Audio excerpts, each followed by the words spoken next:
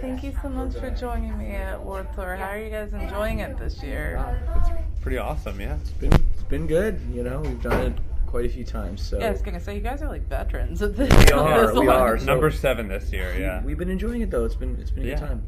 Is it surreal for you guys to know that you've done 7 of them? Like looking back on, God, we've done 7 different World Tours. Yeah. There's still some new experiences, a lot of things that, every day is like, you never know what's going to happen, and that's kind of the, I guess, part of the excitement in some way. Definitely, yeah. Despite everything being kind of the same, like a lot of people say it's like Groundhog Day where you wake up and you look out the window and it looks the same. It really isn't. There's a lot of other elements, yeah. There are a lot of other elements where you are, depending on where you are. Obviously, the crowds and the venues are different, and it's just every day is something. You never know what's going to happen. Absolutely. So, you guys just dropped Whiplash as a single. So, how happy are you with the feedback that it's been getting? Yeah, so far? every song seems to get like a great response, and we're like technically like the 4th song deep on like kind of revealing the album to the fans, and it's been really, really positive. Yeah, it's really hard to know what to do. When you're an artist and you make this album, and we really knew it was something special when we finished it, and it was like we got 12 tracks, and where do we even start? So we asked our label, and they wanted to do Retrograde, so that was the first one we put out, and I think Whiplash was the one maybe we kind of wanted to put out first. It was one of our favorites, I guess. So for it to be out now and getting such a good reaction is definitely a great feeling. Yeah, very reassuring. I'm always curious, like when you're in the process of putting the album together, you ever get that feeling about a song and then are very surprised when fans will gravitate towards a different one that you may not have expected?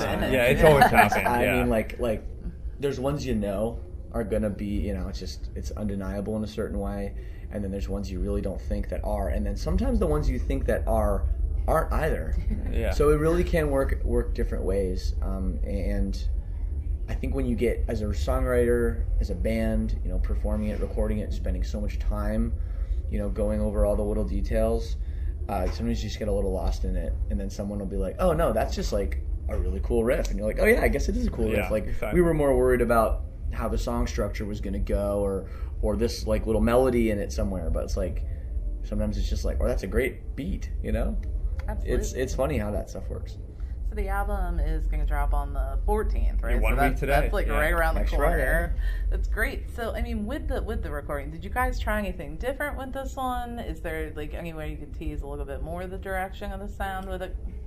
Yeah, I think, we spent a lot of time on it, that's for sure. The writing was the most time we've ever spent. More agonizing, kind of making sure everything was where it should be. And we spent a lot of time in the studio doing pre-production work too, which we hadn't ever done that much. So I think we were really prepared.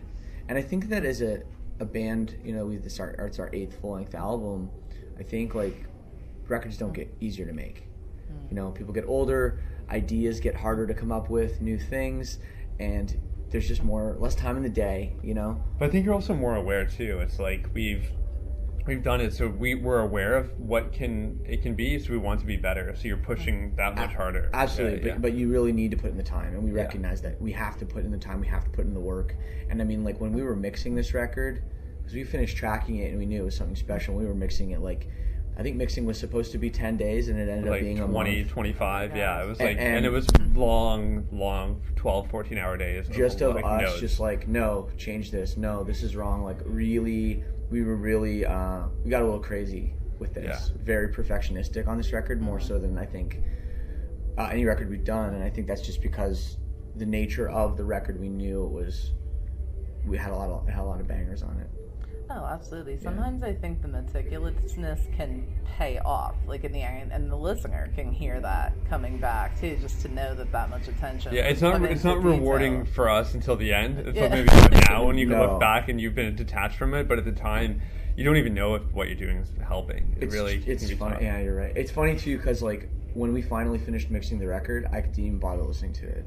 I was so just like We've beaten up okay. every song, so Yeah. it's like at that point it was just like, yeah. But today we got the CDs, you know, and I got to like, you know, open it. It's kind of like, it's always a cool feeling, you know. It kind of reminds The you first of time it's real, yeah. when you're a kid going to the store and picking up a record, you know, which I guess miss doesn't that. happen. I Yeah, I do. know. I Yeah. miss I that. know. Like I said, like looking at the liner notes and Yeah. the artwork, because all of that had meaning somewhere. You know, Sure. you're always trying to analyze, like, what is the band trying to hide in there or see in there? You're right. We have a couple Easter Yeah. eggs Yeah. too in our packaging. So Yeah. go pick it up. Yeah, Physical. definitely get the physical. But no, I totally lost where I was. But I think just the record overall, you know, we just spent so much time, and finally when the thing was done, it's like sigh of relief. And you go back and you look at it and you say, oh yeah, we fixed this little thing, and it's like our record really is a sum of a lot of parts.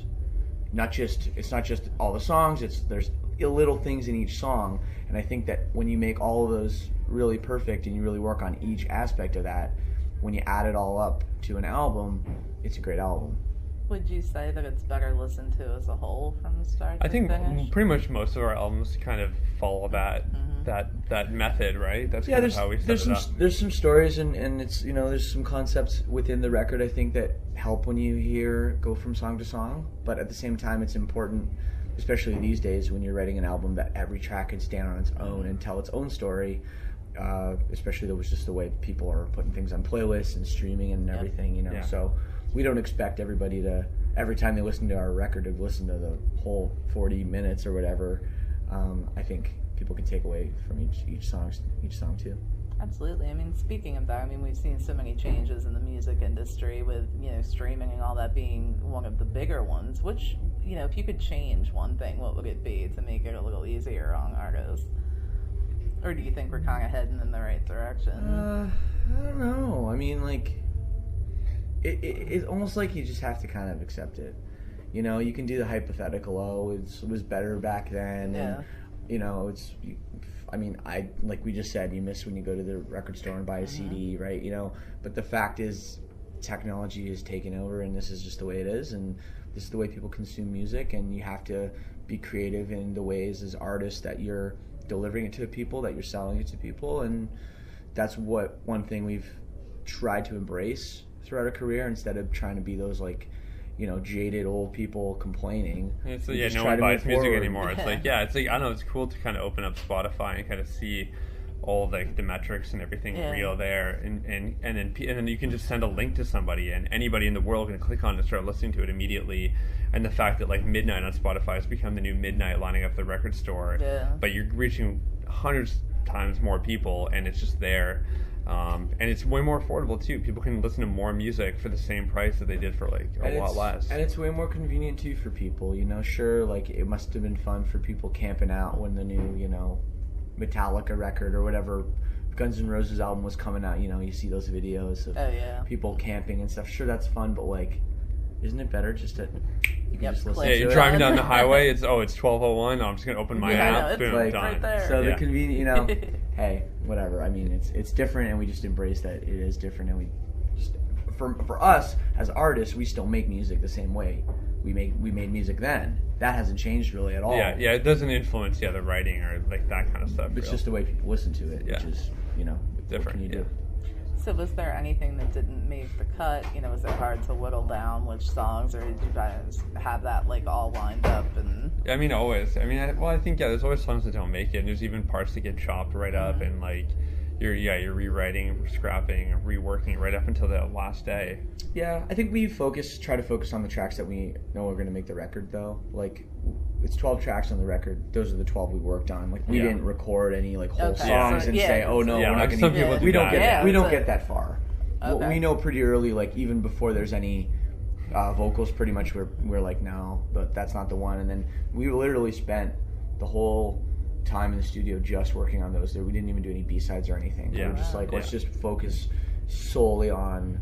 Yeah, because if you want 12 to be the best it can be, you can't do 15 and hope that 12 are going to be good. You need to do 12 and focus on 12. Not to mention, like, we were very particular about the order of the songs and how they flow into each other and the vibe, and, you know, sort of telling a story throughout it. So all that stuff is important. Yeah. And if all of a sudden you're like, oh no, that one's gone, that one's in, it's like, well, then it doesn't make sense. Yeah, exactly. No, Yeah. it does make sense because it does follow that trajectory of a story. So I Right. think that's very important too. So what does the rest of 2017 hold for you guys after Warped Tour? I mean, we have the album release coming up kind of while you guys are still on Warped Tour. We're so basically that's Yeah. going home. Yeah, I mean that's the thing is like Warped Tour is kind of the launch. It's like we haven't really started promoting it until we get home and do a bunch of other touring. So yeah, we have a bunch of tours lined up right UK, for the rest of the year. Germany, Canada, and next year we'll probably be Back to going back America. to America. That's Yeah. awesome. Well, So- you guys are definitely going to be busy. I want Yeah. to thank you so much for taking Yeah, a few of minutes to course. speak with me. Thank you.